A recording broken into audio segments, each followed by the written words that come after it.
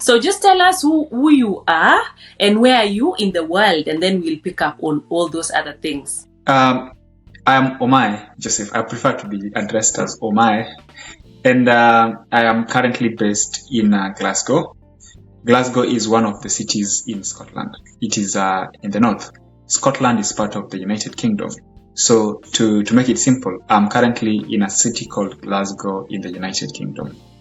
I'm doing my PhD at a university called the University of Strathclyde.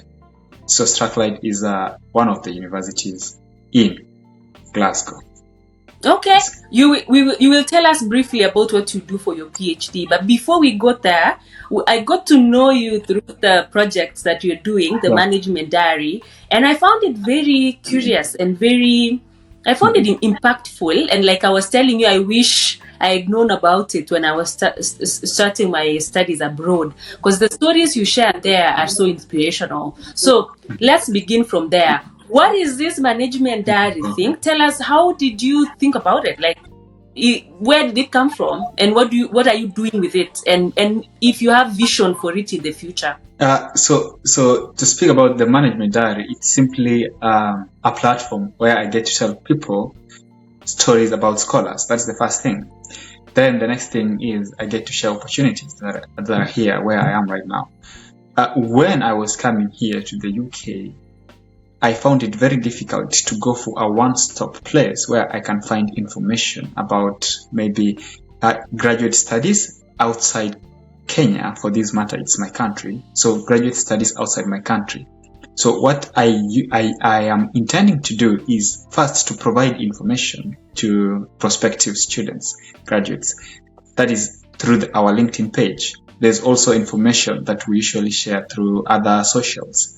As I mentioned, we are also about to launch a TikTok page. So we have LinkedIn, currently we have LinkedIn, YouTube, we are launching Facebook in the next 2 weeks.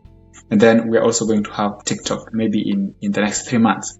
So what we usually do is we train people, we usually host people, scholars, to come and tell us about their experiences, how they got opportunities where they are, how life in those institutions where they are works. Then after that, we also have a separate strand of kind of content that is usually best for people who love to read things or who would love to just save the content and read it later. So we usually do text posts. So a text post is simply, we get to invite scholars, they talk to us, then we write a post based on the information they have given us. And typically it is meant to inform people first, for example, where these opportunities are. So if I write a story about Gladys, so that story is going to tell us about where Gladys studied, and I can also check about a funding opportunity maybe there and anything else. So in a nutshell, that's the management diary, what we're doing at the moment. In the future, we are looking into getting into like research, corporate research and academic research. And we are also looking into getting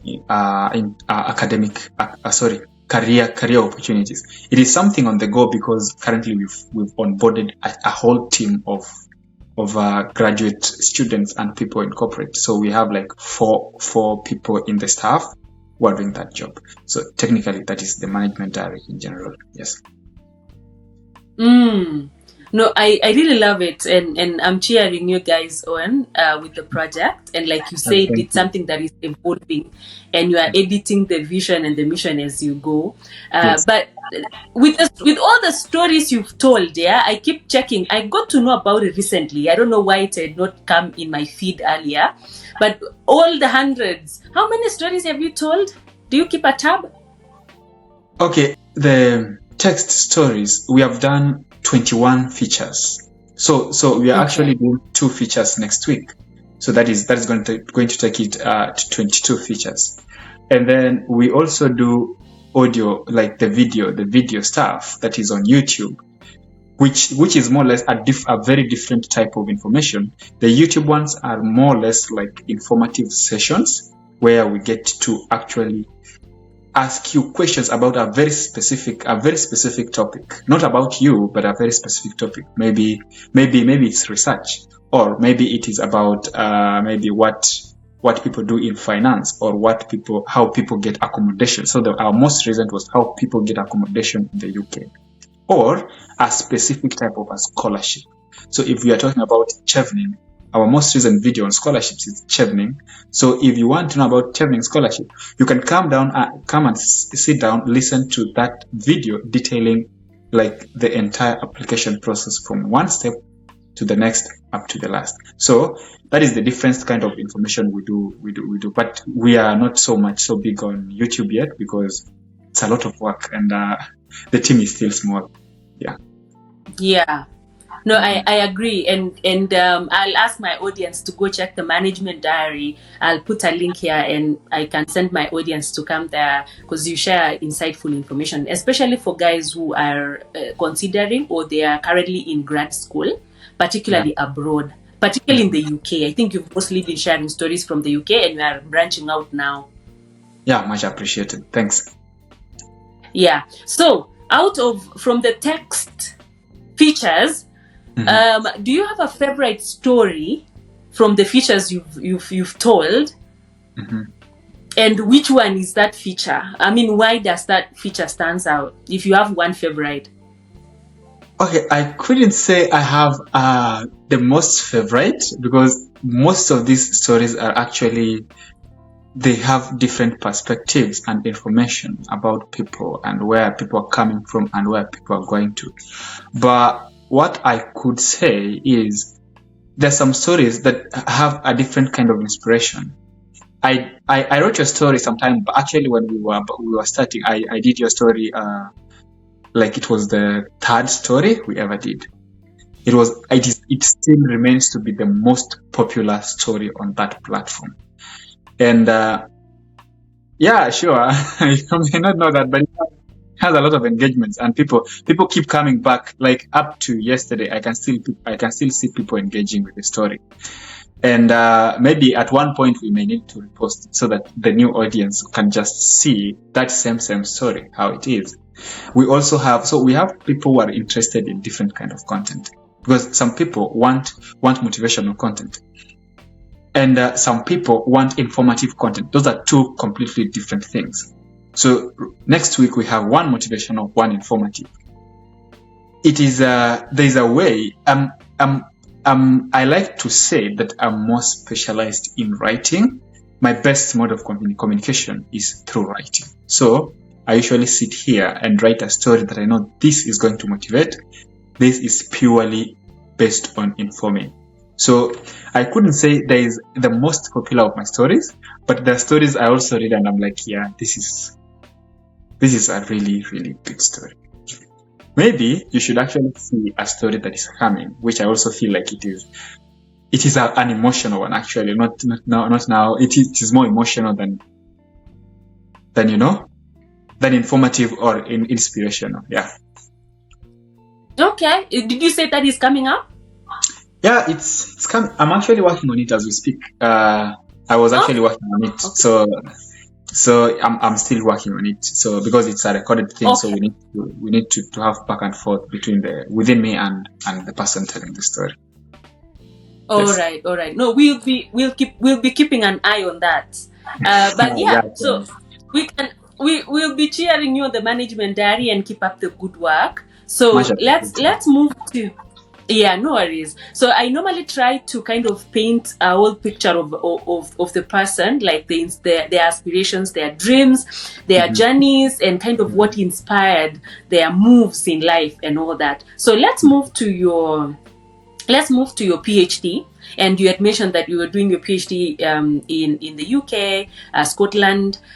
Tell us just briefly what your research is all about, and maybe just why you are interested in that area. Like, what led you to the area you are researching? I will use the most basic terms Please. Because it's for the general audience. So I'm doing a specialization in artificial intelligence. It is called explainable artificial intelligence. So it simply means the research that I'm doing is simply meant to make artificial intelligence simple for people who are not experts in that field. And my focus is more or less in the finance and the management aspect. So we usually look at it, it depending on the level, on your level of understanding on artificial intelligence. We have people who actually think AI is just robots. We have people who think AI is ChatGPT.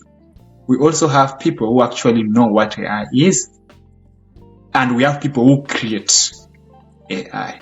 So we are creating a model in the lab that can help both experts and other stakeholders who may not be experts to use artificial intelligence in a way that they can easily relate to on a personal level.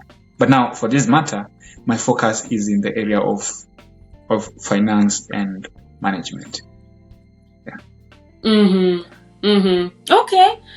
Why AI for that application? How did you find yourself there?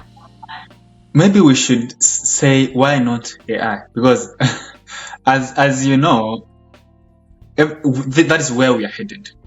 At least it's not even in the future, it's the present. And there's a very huge uptick of artificial intelligence right now in various domains in the business scope. So I did my bachelor's in actuarial science and a minor in IT, that is in information technology. Then I was doing my master's in data science before I came into the UK to do a master's in investment analysis. I worked in an investment company and I also worked in a consulting company. So at least I know the potential that AI has. Worse than the potential are the risks. So if, we are speaking about finance, this is your money, this is your pension. There's no way we are going to let you make the wrong decisions informed by a model that you don't understand under the assumption that the model makes the right decision. So what we are doing is we first help you to understand what exactly the model is doing. And now as a user, you will also be able to query and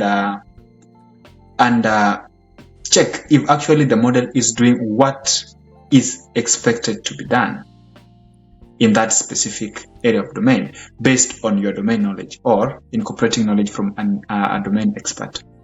Then from that point now, you can decide when to trust, because there are times when you should not trust machine learning models.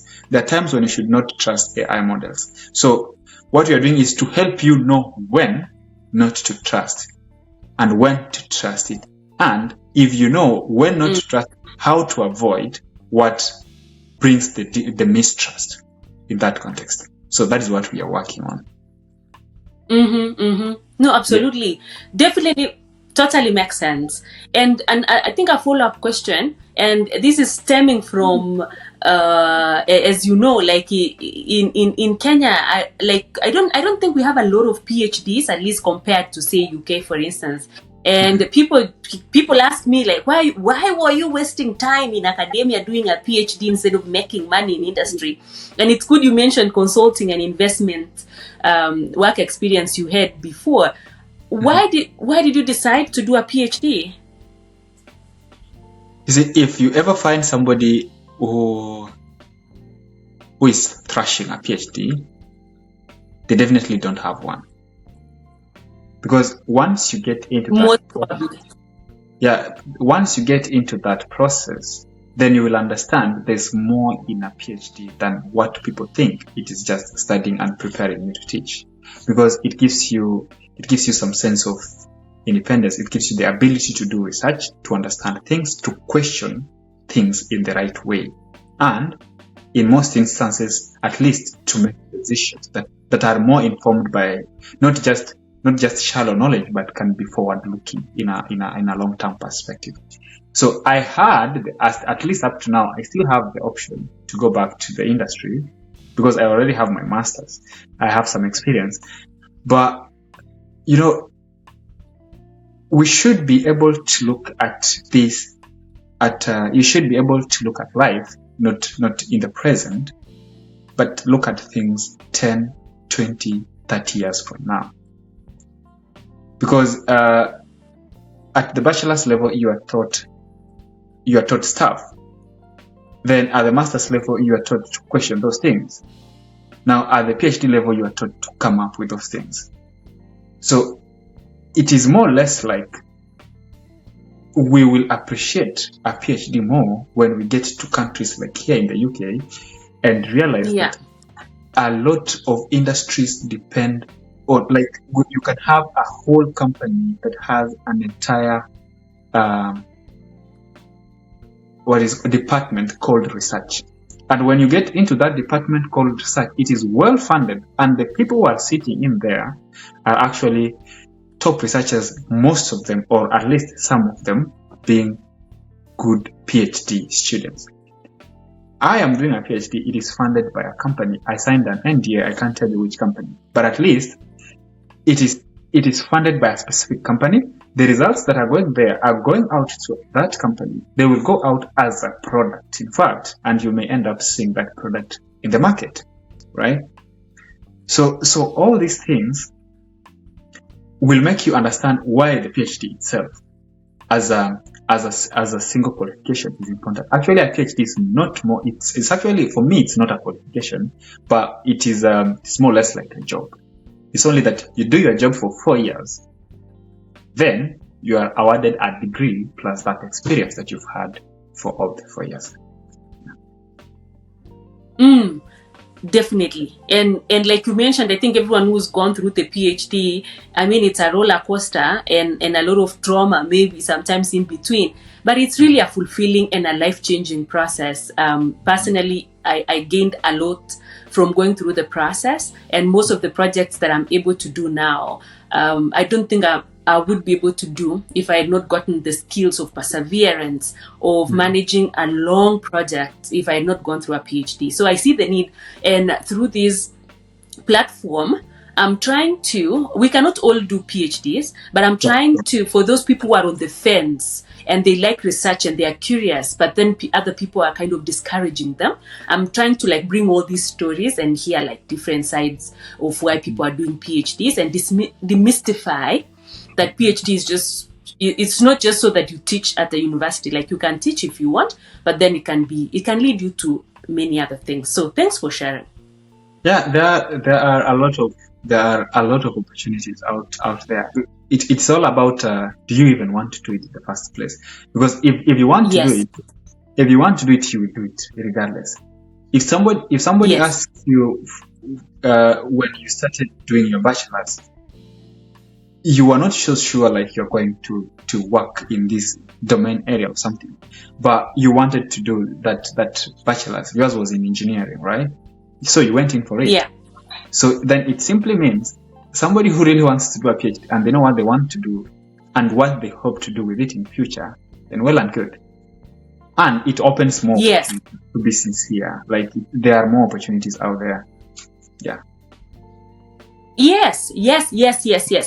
Tell us about, just for the sake of guys who are going through the PhD process, and I don't know if you'll agree with me that it's a roller coaster. Sometimes you are elated, sometimes you are like, what am I doing? For the guys who are in the PhD process, just so that they get some comfort, what has been your, let's say so far, because you're still in the journey, but like number one, something you've been struggling with, or like low moments during the PhD journey so far, just something that it can give comfort to people who are going through the journey. Okay, for me, actually, the most difficult part of a PhD, which I struggled on, like I took a lot of time working on, is the fact that you are probably the only person who knows what you're doing. I'll tell you this, because even when I get to check the papers and people who have written research in my area, at least the names that come out are less than 40 globally, right? So it tells you, like, over the years, because this area that I'm working on was first brought to light in 2017, but then it is up until around 2019 that we started to have people who are actively researching on that. Then there is now the very, very specific area that I'm working on. I'm working on something called counterfactuals. I do sit with people who have done up to a master's degree in artificial intelligence, in machine learning, in big data. But when I get to tell them what I'm doing, they have never heard about it. So it becomes like you're just living in your own world, and it's very unlikely that you're going to find people who can relate. Sometimes I just sit here, talk to my camera about what I'm doing, then go listen and remind myself, there's another guy who knows it, and it's the recorded person. Because finding a person, even people to collaborate with in your research, can be a little bit difficult, especially now when the area is still new.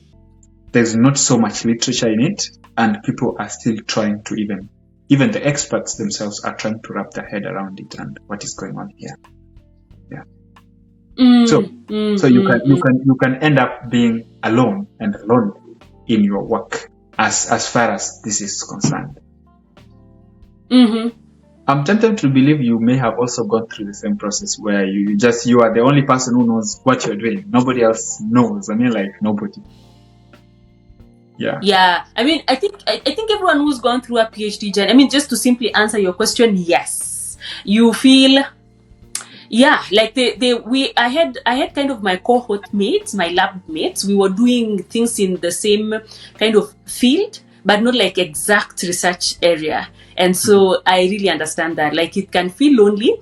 And especially, I think I was lucky because I had a very supportive supervisor.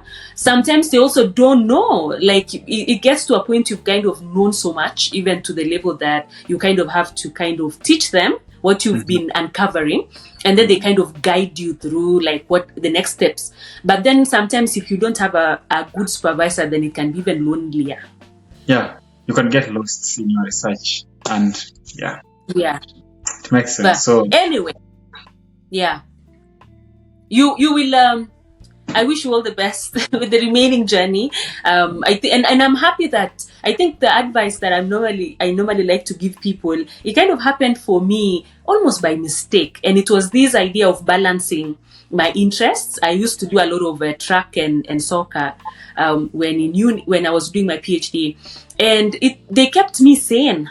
Like, sometimes I would be designing things and then things fail in the lab, and I would feel like a failure, like useless in the world. But then when I receive a call from our captain and they're like, Gladys, you have to come. There is no one who will play the right wing. We need you. We need to win this. And I'm like, okay, it looks like I'm a useful human being.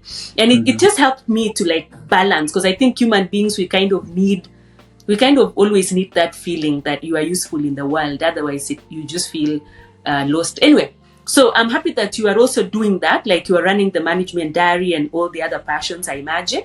And so you will be fine. I think you will enjoy the rest of the process. Yeah, sure. Hopefully. I hope so. Yeah. Yeah. So if you don't mind sharing, because I know also from my audience, I have so many students from undergrad, maybe some few high schoolers, people who are about to clear undergrad, and they are looking for, I know some guys are looking to go into industry, some are looking for scholarship opportunities to study abroad, etc. When you look back to when you were, and actually maybe you can talk to us about the work experience you had. And I just wanted to ask this question to say, like, when you look back to after undergrad, what are, from actuarial science, you said, what are some of the things that you wish someone had told you at that time when you had just graduated and you were looking for the next opportunity? I think for you, you said you did a master's and then you worked. But when you look back to that time after undergrad, what are some of the things that you wish you knew or someone had told you, just so that the guys who are in undergrad or about to complete undergrad and looking for the next step, just so that they kind of learn from? In summary, is opportunities are with people. That's how I usually summarize it. And now I will explain it. You see, you are seated there, you've been to the UK, you've been to the US, you've been in Kenya, and you know at least a thing about the UK, you know nothing about the US. It's only that we get to tell the upcoming talents, the undergrads, people in high school. We get to tell them how these things are. But now the problem is, how do you even know where or who to listen to? So these kind of things are now what you need, because you see, there's a big mix-up, especially now when it comes to social media. There's a big mix-up between information and entertainment. And the young generation we do have is more focused on entertainment up until somebody actually needs to get into a serious career. That's when now they start looking for information. Ask me and I'll tell you, you don't even need to be in a university to at least do the most basic things in machine learning, in artificial intelligence. You can get all that information on either YouTube or LinkedIn, or maybe there are some other video platforms that I don't know. Then you need now to define, when you come out here to engage with content online, or at least to network and connect with people, you should look for people who are more or less interested or in the field that you are in. So if I want to be an engineer, I would really love to be connected to Dr. Gladys. And from Dr. Gladys, now I can snowball. Like, I can go outwards and find another engineer who is connected to Dr. Gladys, like that. And at the end of the day, we will come up with a whole group of people who are now interested in one thing, which you're also interested. So you will keep finding information flowing. These opportunities will keep coming to you, to your field, because that is the easiest and cheapest, actually free. It is not free, but free way to get information, right? Now, if somebody had told me when I was in high school, when I was younger, or I could have known how to make better decisions, because these things were actually there even when I was in high school. I know the web and social media was there when I was in high school. I didn't get to use it positively until I got into my third year in campus. I was in second year when I first learned about a scholarship that I may want to apply later. I applied for my first scholarship actually in my third year, 3.1. That was in September. Then I would now become serious with getting funded opportunities. Immediately I finished we finished during COVID. So during that period, that's when now you get at least a lot of time and engage with what opportunities are where, and yeah. Yeah, I love that. And I wanted to put into context, after undergrad, you did masters immediately, or did you work before masters? No. I did my bachelor. I graduated with my bachelor's in 2020. But before I graduated with my bachelor's, I already had a job. I don't want to lie to you. It's not about connections. It's about knowing where the opportunities were. Because when I was in my so during our studies were halted towards the end of COVID. So when COVID just got in, that is early 2023, I think. Sorry, 2020. That's when we were told to go back home. And then when I got home, I was just trying to find opportunities, what I'm going to do next. Then I got to learn of a company that was recruiting at that time. So I applied, actually, and I applied for a managerial role. So when I applied for a managerial role, and I got rejected. Now, what happened is when I got that rejection, they gave me the option, would you like to subscribe to an update when we have opportunities? So I said yes. So the next time they advertised a job in business development, it was an analyst role, which is now in the investment world, we call it a mid senior. Okay. It is between junior and mid senior. So, but not entry level. It's just above entry level. So I was like, let me try this one. So I applied again. Now, in this case, now I was invited for an assessment, aptitude test. So I got to know about an aptitude test before I could finish my exam, before I could finish my. So I did the aptitude test. Like I'm serious. I want this job, but I knew I'm not getting it anyway because I was not done with my uni. So I did my aptitude test. I got 57, which was failed. They needed something like 75 and above. It is a competitive thing. But now I knew how aptitude tests work. The next time, so in September, I think October, we sat for our final exams, the fourth year second semester exams. Then I was home, and then an internship was advertised in finance. So it was risk and finance. So I was like, yeah, now this is exactly my area of profession, and it is an internship. So I called my lecturer and I told him, can you please pull my results? I need to apply for a certain job. At least I was close with my lecturers, so they helped me get the results. It's not like it's a privilege. You don't need to be close to anybody. You can go to your university and they will give you your results because it's your right. But at least now, in this case, I talked to him. He helped me how to get the results, blah, blah, blah. I sent my results to the company and I made my application. I was invited for an interview. So So I had already seen what the aptitude tests like, the feel of it. So I got in, did my aptitude test. I passed, and I know I passed well. Then after that, I was invited for an interview. But I knew, so that was around in November, the beginning of November, around the 13th. So I knew in some way I'm getting this job. One reason being, at least I had networked with people in that company, because from January all through October, these are things I kept doing. So I decided I'm specifically going to this company. So I started investing my time networking with people in that company, all through studying them, what they do, the kind of things they talk about, blah, blah, blah. Then I went in for an interview. So I was home when I was called for an interview. And I was told, come for an interview tomorrow.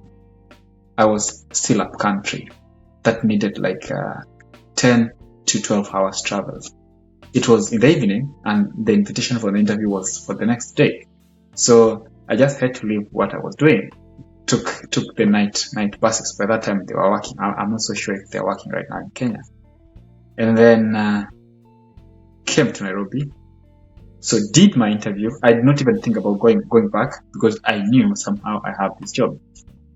Then I was offered the job like on a Sunday. I was told, come on a Monday.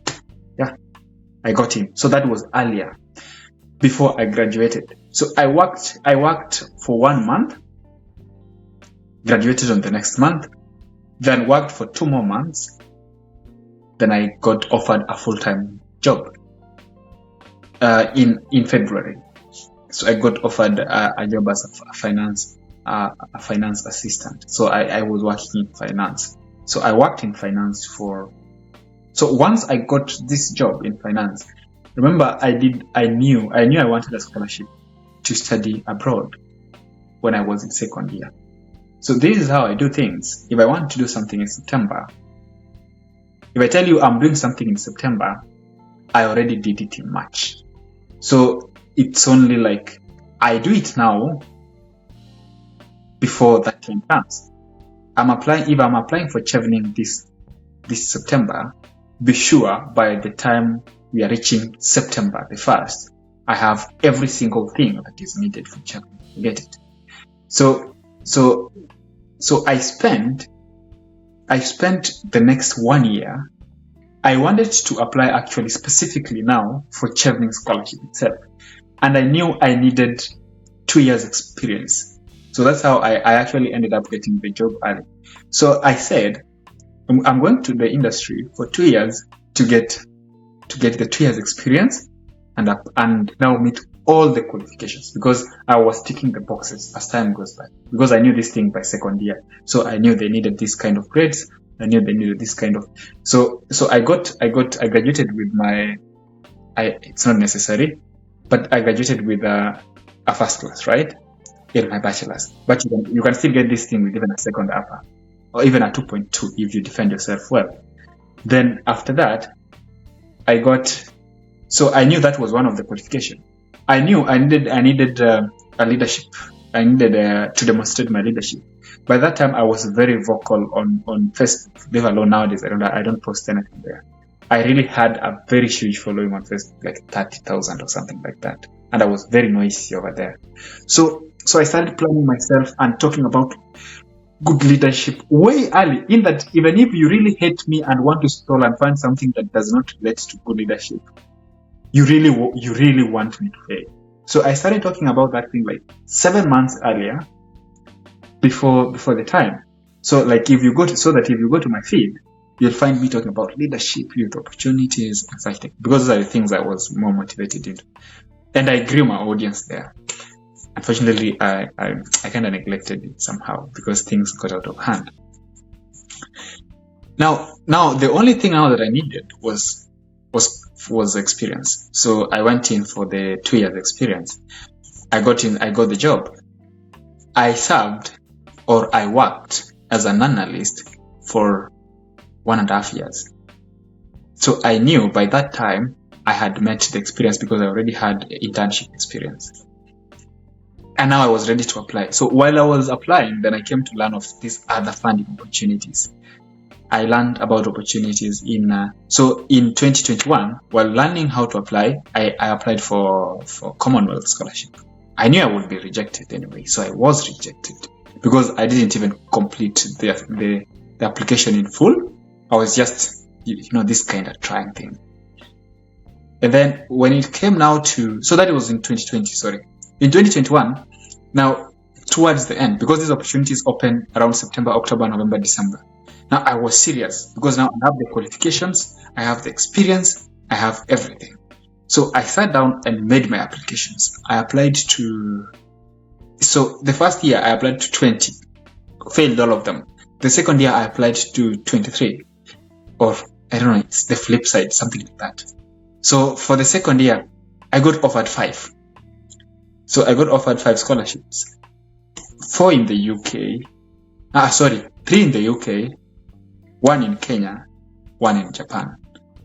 So the Kenyan one came early, so I got into a program at PAU JKUAT. Then I did that program. That's the mathematics data science masters. All through the first semester, the second semester, I was midway in. Then I got an offer at Stirling in the UK. Two scholarships from Stirling in the UK. So I was like, I took the Commonwealth based on the terms. I took the Commonwealth shared scholarship. So that's what brought me here. So, but during that time, I got a different job and moved now from finance to investments, to investment consulting in a different company, but still in Nairobi. So that's how I got into the investment masters at Stirling. While I was doing my masters, I was sure, even if you check the post I did 1 week before I left for the UK, it is actually said, I could find it, but it says, by the time I'm coming back, I'll be coming back with a PhD. So I left home specifically knowing I'm coming for a PhD. And so I started my master's in September. I made my first PhD application in October. So that is 1 month into my master's. I got rejected. Then at Bath, that is in England, they told me you don't have enough qualifications, blah, blah, blah. I was like, fine. Then I made 7 other PhD applications. 1 at Birmingham, 1 at Strathclyde, one at Stirling, the university I was in, another one at Exeter. Can I even remember the names? So I got invited for an interview. The first interview I was ever invited for was in, I think it's Exeter. when I got in, the system they were using for an interview wasn't I was not familiar. So I was late for the interview by 5 minutes. That's how it went. Then I did another interview for a Scottish company that was funding people. Then now the third interview, more or less the third, sometimes I lose track, more or less the third or fourth.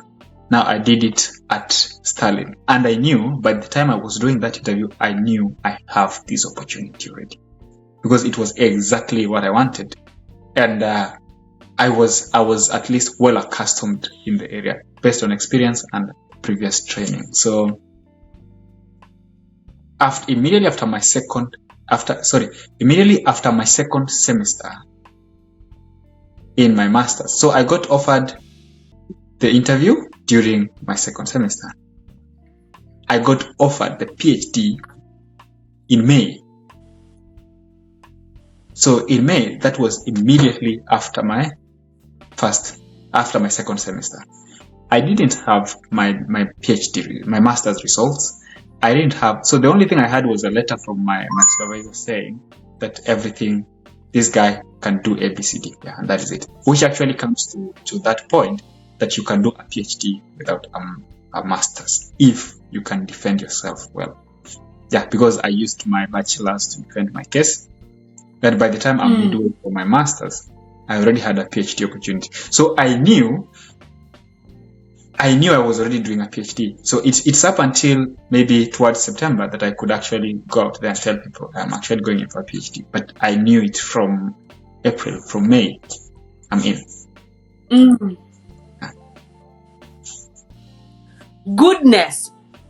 Omae, you have a wonderful story. I'm curious, have you actually shared this story of yours in the management diary? No. I can't share my own story because it's just... It's my story. Dan, say no more, because now we'll use this platform for sure to do a write-up of your story and also share the video. But that is really amazing. And what I've picked up, and I'll actually ask you to also just like talk to the students who are applying for the scholarships here. Like students try and apply for maybe 2 scholarships and they're like, oh, I didn't get a scholarship, and they give up. Goodness, like I think I've taken two main lessons from your story, like grit and persistence, like applying 20 plus, failing in some and getting feedback. And then number 2 is intentionality. Like you were intentional about you knew what you were looking for. Like you wanted a PhD, and you made even like, preparing yourself beforehand, knowing what the scholarships will be looking for. Marvelous. If you were to, so 2 things I want to ask, and I know someone listening to the story will just pick the lessons on their own. But if you were to just talk to the students who are currently applying for all these scholarships, anything else you would tell them? And then number 2, if in the process of sharing the stories through the management diary and also just through your own journey, like when I look back now, I have so many like hidden gems and some websites and some things that I wish I knew earlier. So number 1 is what will you tell the students who are currently applying? And number 2, do you have any interesting, I don't know, websites or places where they can look for this information or just anything interesting, especially like for studying abroad or for scholarships? For the first question, my answer is as simple as be strategic. You want to go east in the next 2 years, then you need to know what it takes to be in the east. And when do you know you have failed and how do you get out of failure? Because I can tell you for sure, the reason as to why I kind of sometimes spend a lot of time creating this content, which sometimes is actually free content. I look back at myself 3-4 years ago and try to get it to how I was trying to get people to help me do this, to help me do that. and realize it's hard to actually find one place where you can just get really truthful and fully informative information. There was a time I was doing very short videos. Those are the most popular ones. I dropped them, like I stopped, because I know from the bottom of my heart, I know they're not useful. But the applicants, that's what they want. We call them the reels and what was the other? The reels and I learned this from somebody else. The reels and cheat sheet experts. Like, you want a 30 seconds reel telling you how to apply for chevening. Hell no, that's never going to work. You want a 1-page cheat sheet telling you how to complete a PhD. That is never going to work. You need to invest your time. I can sit here telling you these things for a whole hour and I will feel like I've not told you what you really, really need to know. So, like, be very, very strategic. Understand what is needed, where it's needed, when it's needed, how you failed, when you failed, and how to turn that around. Because it's that time that you will realize that now this can be done and this cannot be done. And what does failure look like in this case? Getting 1 rejection, getting 2, getting 3, getting 4 is not... Actually, you've not failed. You've not failed properly. You have to be rejected until you ask yourself, am I really doing this right? Now, that's when now you start realizing that I wrote essays until I stopped writing them for applications and started writing them for fun. Up to date, I do still write some of the essays because, I could just come from work in the evening and write an essay about global warming for 500 words, global warming, pack it and just throw it somewhere. Those are the things now I used to apply for scholarships because I would just go copy, paste. Because I have been writing this thing for a very long time until now people reject you until you are like, now, so like now you start focusing on something else, just writing for fun. And now it's once you appreciate that now you will start seeing the positive results. Because I have been in not in the academia, but in the industry. I've recruited people to work in my team. And this is how it works. The same way you are scared that you may not be a perfect fit for that role in a company is the same way the recruiter is scared that they may not be able to convince the perfect fit to join the company. So you have to understand this and take it to your advantage, in the sense that the recruiter wants a perfect fit. You also want a perfect match. So you need to know that this person is equally scared the same way you are. So you need to be able to take your position and position yourself in such a way that you are demonstrating you are now the best talent or the person they're looking for. That is to answer your first question. What was your second question? The second question is, and I think already the answer that I have for my audience is to come and follow you on the management diary to get the informative stories and inspirational stories. But I was just curious to know if you have any other website or any, website or links or whatever for students to consider for these opportunities. Okay, yeah. I'm not the best person to give endorsements, but I can tell you what to do. Instead of me telling you about a website, I'll tell you an alternative channel that works way better than websites. Look for scholars in your area of interest. You will always find that if you find out of 10 scholars, there's always one consistently talking about these opportunities. It is hard to find all these opportunities in one website. But it's easy to find a scholar who is also connected to other scholars talking about today chevening is open, tomorrow Commonwealth is open, the other day MasterCard is open. So if you can be able to point out 5, 6, 10 scholars to help you get this information, like through maybe their socials, or maybe they have whichever channel they use. Everybody has their preferred channel, but you will get this information for free. It might be, and at least from my experience, it might be difficult to get to talk to them. I used to find it difficult to understand why, but then now that I'm in that position, I understand why. Because when I was trying to get into scholarships, I could go to maybe LinkedIn and write to a scholar and tell them, please share these opportunities with me, blah, blah, blah. But then I'm here now. I have over 49,000 followers. Be sure almost half of these people are sending me messages. And not in one go, but at least they're sending me a message at one point. So in a week, I'm talking about 200 messages. Can you imagine you asking me to start sending you opportunities to your inbox? It's going to be very, very difficult. Or wanting some specific feedback. So if you really want help from these people, package your message in one block and send it. Whenever they get to see it, because they also have their work, they have their research, they have their priorities. So whenever they get to see it, they will reply and tell you what next.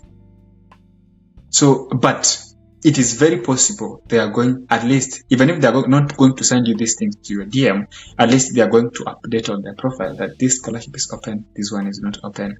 So depending on your country, the country you want to go, if it's the UK, there are websites that are more focused on the UK scholarships. There are other websites that are more focused on those other scholarships. Just make sure you don't get scammed. In fact, it is more or less like, don't be the person who is there like, can I pay you to do this work for me? You will pay for even more money than you could have paid for that school fees. Because this is trying. People are trying. You're trying to get these opportunities. Maybe it's for training. If it's for one-on-one training to tell you how this is done, that is worth paying for, because you will be an independent person doing it for yourself. But now paying somebody to do an application for you, it might be difficult. Yeah. So my best go-to channel would be look for these scholars, try to network with them. They will help you see wherever the opportunities are. Yeah. No, marvelous. I will not add anything to that. And just in closing, two last things. You will give us just like a parting shot. But before you do that, anything else interesting? Any hobbies outside managing the management diary and doing your PhD? Any other things you do?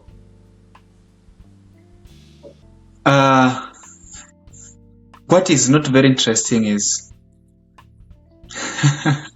no, I won't have this on record. But there's another one. I play chess, so I think that is way better. I play chess. In fact, chess is my first. Then I play badminton and table tennis. So if you really want to have a serious conversation, just come with a chess. Yes. I'm very sure I will have a whole day for you, and we can talk as we play. Yeah. Okay. Interesting. Yeah. And then, just in summary, anything else we forgot to talk about, or just final word to my audience? Okay. The final word I would say is there